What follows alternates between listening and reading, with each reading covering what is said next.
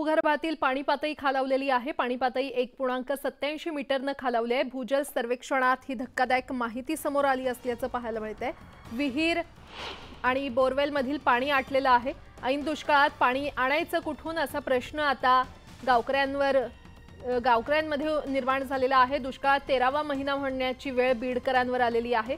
अगोदरच दुष्काळ, त्यात भूगर्भातील पाणी पातळी 1.87 मीटरने खालावली आहे आणि त्यामुळे भूजल संकट निर्माण झाले।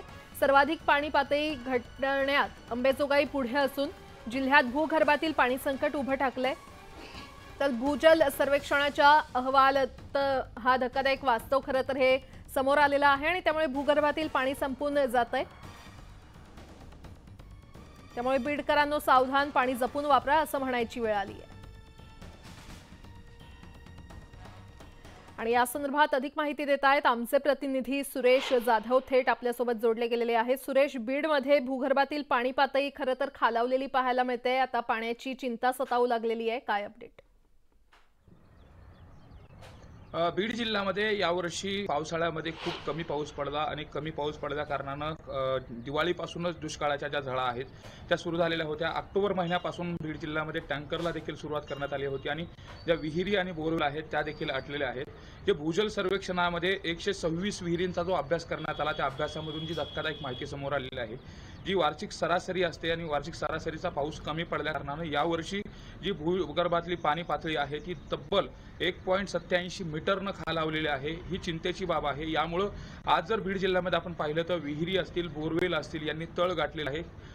त्यामुळे पाण्याचा जो संकट आणि पाण्याचा जो प्रश्न आहे तो गंभीर झालेला आहे। विशेष म्हणजे आपण जर पाहिलं तर मोठ्या संख्येने भूगर्भातील पाणी उपसण्यासाठी प्रत्येक जण प्रयत्न करतोय। बोरवेलच्या माध्यमातून, विहिरीच्या माध्यमातून हे पाणी उपसा मोठ्या प्रमाणात केला जातो। मात्र कुठेतरी भूगर्भातील पाणी पातळी वाढवण्यासाठी ज्याला विहीर पुनर्भरण म्हणतो, बोर पुनर्भरण म्हणतो, असे प्रोग्राम हाती घेणं गरजेचं आहे।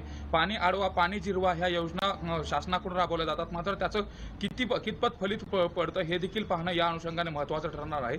कारण बीड सारख्या दुष्काळी भागामधून ज्यावेळेस पाऊस पडतो त्यावेळेस लाखो लिटर पाणी इथून समुद्राला वाहून जातं। हे पाणी जर या ठिकाणी साठवलं गेलं तर ही भूगर्भातील पाणी पातळी व्यवस्थित राहू शकते। मात्र वरचेवर दिवसेदिवस ही पाणी पातळी खालावत असल्या कारणानं मोठी चिंता व्यक्त केली जाते।